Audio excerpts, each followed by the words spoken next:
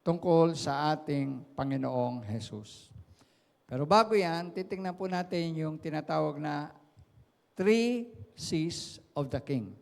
Sabi nyo, three C's of the King. Ayan, tatlong C patungkol sa hari. Kasi dumating siya as baby, pero sabi ni Isaiah, babalik uli siya someday. Hindi na baby, kundi isang hari. Hari ayon sa linya ng paghahari ni Haring David. So the first C na ating titingnan sa three C's of the King is the coming of the King. Sabi nyo nga, the coming of the King. Yan. Ang unang C, yung the coming of the King. Dito po sa kanyang pagparito, unang-una nakita natin yung the mystery of the manger. Ayan. Sabsaban. Munting sabsaban. Alam natin na bilang Diyos, no, siyang may-ari ng lahat. Tama po ba? Siya may likha ng lahat. Kung tutuusin, pwede siyang ipanganak sa isang magandang lugar. Pero kung titingnan natin, yung sabsaban ay isang lugar na nagpapakita ng pagkamababa na status. Kasi yung sabsaban ay literally, doon po yung mga hayop natutulog. Doon yung pinapakain yung mga hayop. So, hindi siya maayos na lugar, pero makita natin may mystery. May misteryo itong sabsabang ito na kung saan pinanganak ang ating Panginoong Jesus. Sapagkat doon, pinanganak, sabing ganon, the child is born. Pinanganak ang isang sanggol. No? Sabi ko nga, even in the past preaching ko before tungkol sa context na ito, kahit anong hirap siguro ng tao ngayon, o sa nakaraan, wala pa namang taong pinapanganak siguro sa sabsaban. No, at least, sa bahay siguro, sa ospital, no, yun yung mga tamang lugar na pwedeng manganak o ipanganak ang isang sanggol. Pero sa sabsaban, parang unusual, hindi pangkaraniwan, no? Pero ang lumikha ng lahat, ang Diyos na may-ari ng lahat, the God who owns everything, was born in a humble manger. Pinapakita pala ng Diyos na kahit siya'y makapangyarihan sa taas, sa lahat, no? Siya yung pinakamakapangyarihan na Diyos, may likha at lahat-lahat sa Kanya, pero kaya niyang magpakumbaba. Kaya niyang piliin yung humbleness and humility. At yun pinakita niya nung pinanganak si Jesus sa munting sabsaban. Napakagandang halimbawa, amen po ba? Humility and humbleness. Minsan, kailangan tayo ng mga tao na matuto po ng humility and humbleness. Kasi may tendency po tayo ng mga tao na maging mapagmataas. Amen po ba? Andiyo ba kayo? Parang nature natin yun eh. Parang gusto natin yung nasa taas tayo. Gusto natin yung kinikilala tayo. Gusto natin yung sikat tayo. Parang mga ganun ba?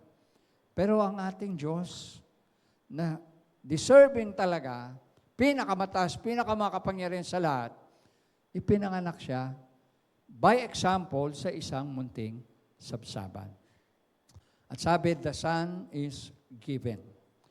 Ibinigay ng Ama ang bugtong na anak. Diba sabi ng John 3:16, for God so loved the world that He gave His only begotten Son. Ang kaisa-isang anak, ang nag-iisang anak, ibinigay niya para ang lahat ng sasampalataya, those who believe in Him, should not perish, hindi mapapahamak, but have everlasting life. Magkaroon ng buhay na wala hanggan. Di ba napakabuti ng Diyos? Napaka-generous niya. Nag-iisa niyang anak, ibinigay ng Panginoon. And remember, in the Old Testament, ito rin yung testing na ginawa ng Diyos kay Abraham. Hiningi niya si Isaac na ihandog ni Abraham sa Diyos.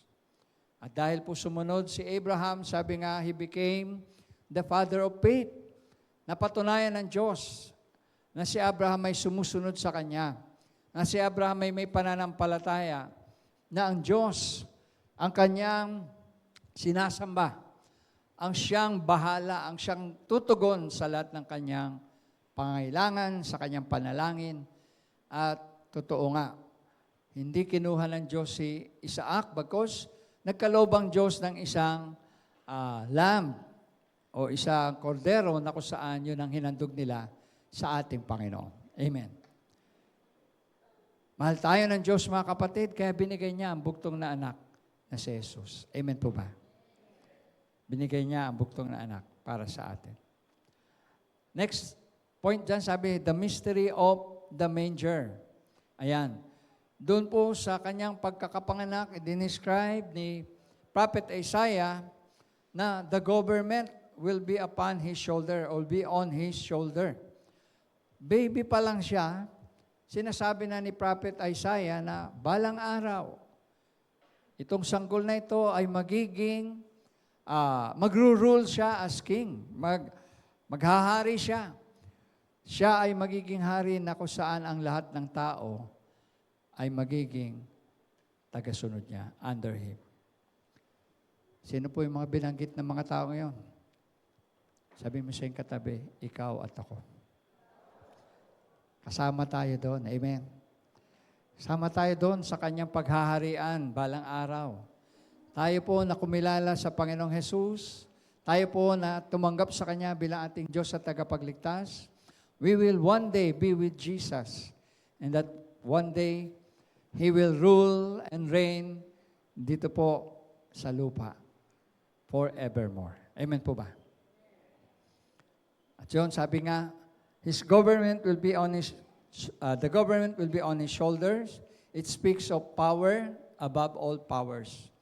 Lahat po ng presidente ay magiging under niya. Lahat ng prime minister magiging under ng Panginoon. Lahat ng, head of states, lahat po ng pinakamatataan sa buong bansa, ay sabi, isang araw ay luluhod sa paanan ng Panginoong Jesus. Every knee shall bow and every tongue shall confess that Jesus Christ is Lord for the glory of God the Father. Amen po ba? Pwede ba natin palakpakan ng Panginoon? Hallelujah. Jesus is Lord of Lords. He is the King of Kings and the Lord of Lords. At yan po ang sinasabing pagdating ng hari. One day, babalik si Jesus as He has promised in His Word. Kung paano siya pumarito the first time, nag-promise siyang babalik uli siya for the second time. At yun ang tinatawag natin sa Bible na the second coming of the Lord Jesus Christ. Ayan. Dito po makikita natin yun. Next point natin na second C is the claims of the king. Sabi nyo nga, the claims of the king. Una, yung C, coming. Pangalawa, yung claim ng hari. Ayan. The claims of the king. Ayan. Sabi dyan, una ay yung unerring in his decisions. Bilang hari, siya po ay dinescribe bilang wonderful counselor. Sabi niyo nga, wonderful counselor. Ayan, kamangha-mangha, di po ba? Wonderful counselor. Sabing ganyan, try po natin mag-isip. Try to think of the wisest person you know. May kilala ba kayong matalinong tao? Bukod sa inyong sarili, siyempre. Amen.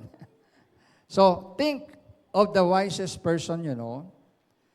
Ito po yung the person who cuts through confusion, who cuts through confusion, who clarifies the truth, and charts the best course of action. Ito po, si Jesus as wonderful counselor, He was described as the person po who cuts confusion. Siya yung pagdating sa confusion, litong-lito, gulong-gulo, hindi maunawaan, Si Jesus yung nagbibigay ng sagot, nagbibigay ng kaliwanagan, nagbibigay ng answer sa lahat ng questions. Di po ba pagka mayroong confusion, minsan hindi mo alam kung alin ang tama, alin ang totoo, kaya nga confused eh. Hindi mo alam kung alin yung, especially sa time natin ngayon, di ba, sa social media. Naniniwala ba kayo na lahat ng nababasa na nakapost ay totoo? Hindi. Yung iba, fake news. No?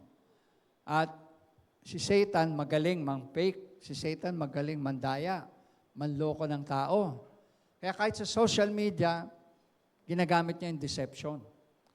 Pero si Jesus, no, as wonderful counselor, He can cut through the confusion. Pwede niyang ipakita sa atin pag tayo nako-confuse, pag tayo ay nalilito, pag hindi natin alam ang gagawin natin, pwede tayong payuhan ni Jesus as our wonderful counselor. Pwede niyang ipakita sa atin ang kalooban niya. Ang the best, ang pinakamagandang mangyayari sa buhay natin because He is wonderful counselor. Amen? Siya ay hari. He is a king that is wonderful and counselor. So yan po ang papakita niya. Sabi, this king will be the wisest of counselors. Alam natin, sa Bible, si Haring Solomon, nung panahon niya, ay pinakamatalinong hari. Tama po ba? May tao po ba? Sabi ng Bible sa Old Testament, si Haring Solomon ay pinakamatalino nung time niya. Subalit, naniniwala ako na mas matalino ang ating Panginoon kaysa kay Haring Solomon. Amen. Sa kanyang paghahari, sabing ganon, this king will be the wisest of counselors. Alam niyo yung mga counselor, sila po yung mga tagapayo. Tama po ba? Nagbibigay ng payo kapag may mga problema, kapag may mga, sigalot, hindi pagkakaunawaan. Sa mag-asawa, meron tayo tinatag ng mga marriage counselors. Halimbawa, hindi magkaintindihan yung mag-asawa, nag-aaway, walang peace, walang, harmony o unity sa loob ng tahanan, lagi nag-aaway. Pinapayuhan po sila na mag-marriage counseling. Punta sa isang counselor na pwedeng magbigay ng payo para gumanda at umayos yung kanilang pagsasama. At bilang counselor, sabing ganon, si Jesus, this king will be the wisest of counselors. And even here, sabi, we see a hint of His divinity. Makikita natin po yung pagka-Diyos niya sa kanyang pagiging wonderful counselor. Kasi po, ang Hebrew word ng wonderful is uniquely used for the acts of God Himself. Ulitin ko po. Yung pong Hebrew word for wonderful is uniquely used for the acts of God Himself. Ito na po ay supernatural, miraculous, and divine counsel. So yung katangian ni Jesus as the King, kiniklaim niya as the King, wonderful and counselor, ay may katangian siya na supernatural, miraculous, at divine counsel. Kaya dito palang pinapakita na siya ay hindi ordinaryong hari, na maghahari in the future, but He is a wonderful counselor. Pangalawa, sinasabi diyan ay yung unquestionably in His deity. Pag sinabi po nating deity, diyan ang description ay mighty God, yun po yung pagka-Diyos ng ating Panginoong Hesus. Deity means pagka-Diyos. Kaya nga, we as Christians believe that Jesus Christ is God. Kasi binabanggit sa Bible na meron siyang deity. Sabi niya, deity. Meron siyang katangian ng pagka-Diyos. At hindi ka naman magkakaroon ng katangian pagka-Diyos, kundi ka Diyos. Amen po ba? Hello? Kaya sabi diyan, The divine nature of this child becomes unmistakably in the next title. No, dinescribe siya as mighty God. Sabihin niyo nga, mighty God. No? Makapangyarihan Diyos, mighty God. This deep mystery promised here centuries before the birth of Jesus. Ito pong verse na ito kasi ay daan-daan taon pa bago ipanganak si Jesus. At sinabi na ito ni Propeta Isaias, hindi pa niya nakikita si Jesus, pero sinabi na niya yung tungkol kay Jesus sa bayang Israel. Kaya sabi diyan, this deep mystery promised here centuries before the birth of Christ is that a child will be born and called Mighty God. This child will be truly human and truly divine. Dahil nga sa description na ito ni Propeta Isaias, ito yung nagpapatunay ng sanggol na ito na pinanganak ay hindi lamang ordinaryong sanggol, kundi sa kanya ay napapaloob ang pagkatao at ang pagkadiyos. Mighty God. Sabi niyo nga, mighty God. Ayan. Next is yung unending in His days. Sabi niyo nga, unending in His days. No? Sinasabi na walang katapusan siya. Unending. Everlasting. No? Kumbaga. And dito dinidescribe po si Jesus as the everlasting Father o walang hanggang Ama at Father of eternity. Sabi niyo, Father of eternity. Siya yung Ama ng magpakailanman o walang hanggan. No? He's the Father of eternity. Ito po ang title niya ito na Everlasting Father. This is most likely a reference to the Father care that this King will show His people. So ito na po nagpapakita kung paano i-care ng isang ama, na isang hari, ang kanyang mga nasasakupan, ang kanyang bayan, ang kanyang mga anak. No?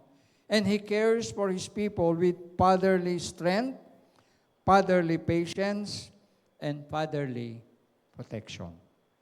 So, hindi siya yung hari na tyrant, hindi siya hari na, alam mo yun, na masungit o parusa lang ng parusa, di ba? Alam naman natin, ang mga hari ay mahigpit. Amen ba? Ano nga ang kasabihan na ang utos ng hari ay hindi mababali. Pero bilang katangian nito ng ating Panginoong Hesus, sa kanyang pagiging hari, makikita natin yung kanyang tinatawag na pag-care, love and care sa kanyang bayan, sa atin. Na He will rule, no, with fatherly strength, fatherly patience, and fatherly protection. So, ingatan tayo ng Panginoon. Mamahalin tayo ng Panginoon bilang kanyang bayan.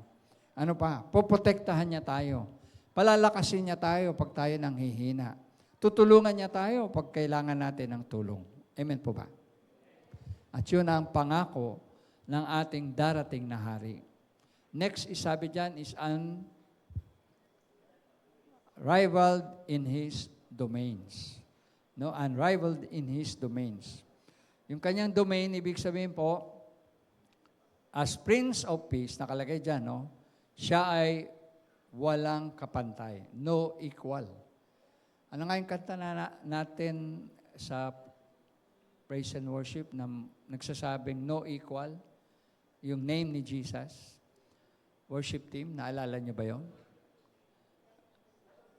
Yung name niya has no equal. Ha? What a beautiful name. No? Doon dinidescribe ang pangalan ni Jesus ay walang kapantay. Beautiful name, wonderful name, marvelous name, powerful name, no? At sinasabi, as Prince of Peace, wala siyang kapantay. He will also be the Prince of Peace, the source of true peace. Sabihin nyo nga, the source of true peace. Siyang pagmumula ng tunay na kapayapaan. He will bring peace to our souls. He will bring peace to our relationships. He will bring peace to our communities. And ultimately, the whole world. Siya po ang prinsipe ng kapayapaan na nagbibigay sa atin ng peace sa ating mga puso, sa ating pamilya, sa ating tahanan, sa ating buhay. No? Mahalaga ba ang peace, mga kapatid? Tanong ko sa inyo. Di ba mahalaga? Yung iba dyan, pagka gusto ng peace, bumibili ng tranquilizer, bumibili ng sleeping pills, kung ano-ano yung iba nagda-drugs pa, nagtitake pa ng drugs para lang magkaroon ng peace sa kanilang soul. Pero si Jesus, binibigay ang peace sa atin ng libre. Andiyan ba kayo? Binibigyan tayo ng Panginoon ng peace, ng libre, walang bayad. No? Magtiwala lang tayo sa Kanya. Bigay lang natin ang buhay natin sa Panginoon at pupunuin niya ang ating puso ng kapayapaan. Amen po ba? Siya ay prinsipe ng kapayapaan. Palakpakan naman natin si Lord. Hallelujah! He is the Prince of Peace, the mighty God, no everlasting Father, His wonderful Counselor. Sabi ganon, sabi ni Isaiah, this king will sit on the throne of David to establish it forever. Darating ang panahon na, yun nga, yung paghahari ng Panginoong Yesus ay magiging forever, according sa Isaiah 9:7. Sabi ganon, this promised child is one of the central threads through the whole Bible. Siya talaga ang sentro ng mensahe ng Biblia. From Genesis to Revelation. Makikita natin, mula sa simula, from the very beginning, no, Book of Genesis pa lang, 3:15, mga kapatid, sabi, God promised that the one who would come through the line of Eve to defeat Satan and restore all that is broken in this world. Yun po ang kauna-unang prophecy sa Bible, Genesis chapter 3, verse 15, ako saan sinabi na ng Diyos, no, na ipapanganak ang isang sanggol o ang isang anak at siya ang dudurog sa ulo ng ahas. Siya ang dudurog sa ulo ng ahas. Pinapakita rito na sa panahon pa lang ni Eva at Adan, sinasabi na darating ang ating tagapagligtas. Kaya sabi diyan, itong pangako na ito ay nagpatuloy hindi lamang doon. As this promise develops, we learn that this child will come through the line of Abraham. So una, sa line of Eve, magiging, siyempre, anak siya ni Eva dahil lahat ng tao galing kay Eva. Pero dito, nagiging specific na sa Genesis 12, 1-3, sinasabi siya ay magmumula sa linya ni Abraham. No? And then, si Abraham, meron tayong tinatawag na 12 tribes, no? Mula sa 12 tribes, manggagaling naman siya sa lipi ni Juda, from the tribe of Judah. And then, from the tribe of Judah, lalabas naman, manggagaling ang Panginoong Jesus sa lahi ni Haring David. At doon siya kinonekta bilang haring darating na maghahari balang araw. Kaya makikita natin, Isaiah identifies this child as the long-awaited king of Israel. Siya ang matagal nang hinihintay na hari ng bayang Israel. The one to rule all nations, the one who will set all things right and make all things new. Siya ang hari, no? Nagagawa ng kaayusan sa lahat. He will set all things right and He will also make all things new. Babaguhin ng Panginoon ang lahat. In fact, sa kanyang pagbabalik, sinasabi ng Bible na magkakaroon ng bagong langit at bagong lupa. Ang lahat na narito ngayon sa lupa natin, as described in Revelations, lahat ito'y matutupok ng apoy. Andiyan ba kayo? Hello? Lahat ng bagay sa mundong ito Mawawala yan isang araw.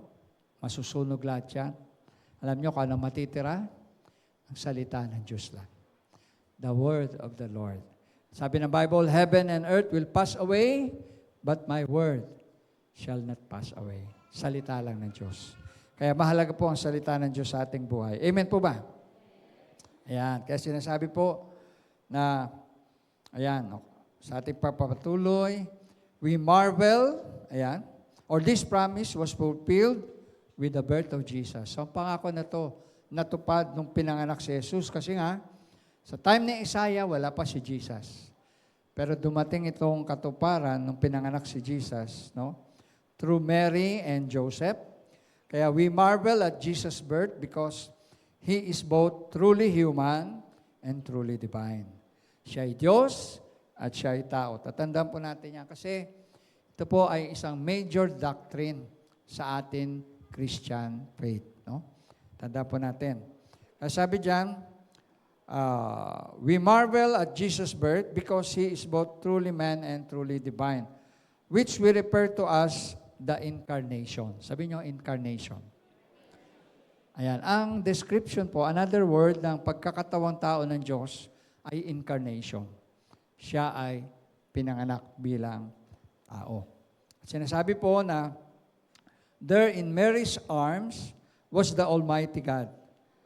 It is this child who will bring the three promised gifts. Ano po yung three promise of gifts na sinabi?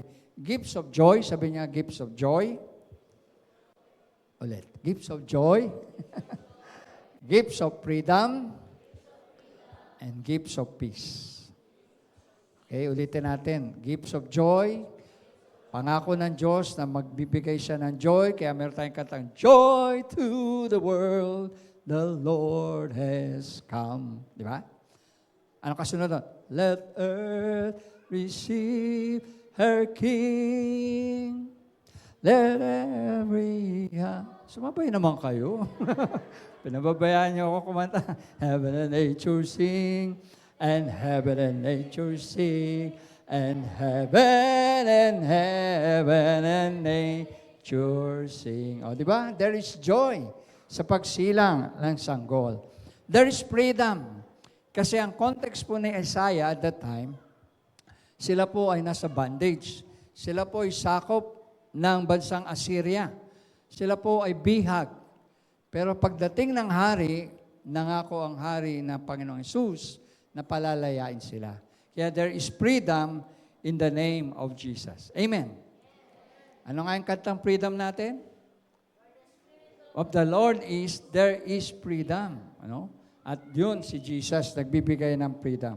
And of course, peace, kapayapaan. Because Jesus is the Prince of Peace. Kaya sa mga tao na naguguluhan sa buhay, namumroblema, nahihirapan, si Jesus ang sagot, mga kapatid, sa iyong problema.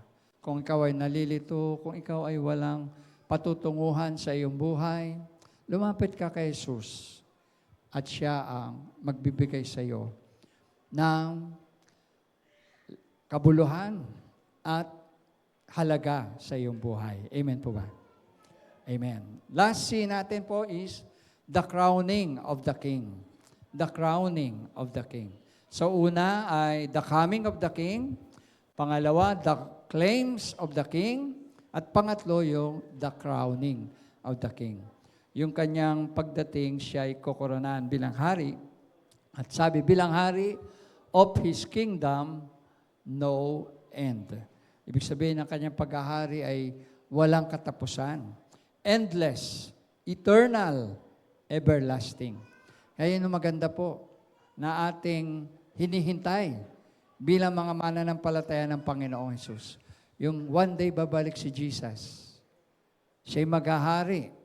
At tayo ay kasama niya sa kanyang paghahari. Amen po ba? In-expect nyo ba yun? Inihintay nyo ba yun? No? Yun yung sinasabi niya na sa kanyang mga alagad, pag-akyat niya sa langit, na siya ay babalik. Pero habang wala pa siya, sabi niya, go and preach the gospel, baptizing them in the name of the Father, of the Son, and Holy Spirit, and teaching them all that I have taught you. So gusto ng Panginoon, bago siya bumalik, ibahagi natin ang mabuting balita ng kaligtasan, ating turuan, i-disciple ang mga mananampalataya, at yun po maganda.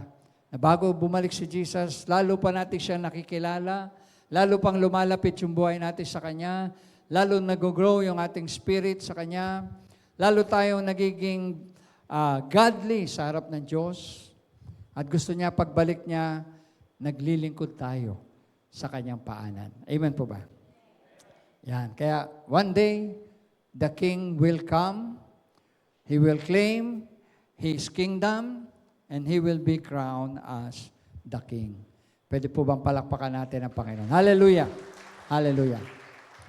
Kaya as the Christmas month begins, mga kapatid, we do remember His first coming. Naalala natin ang unang pagbalik niya.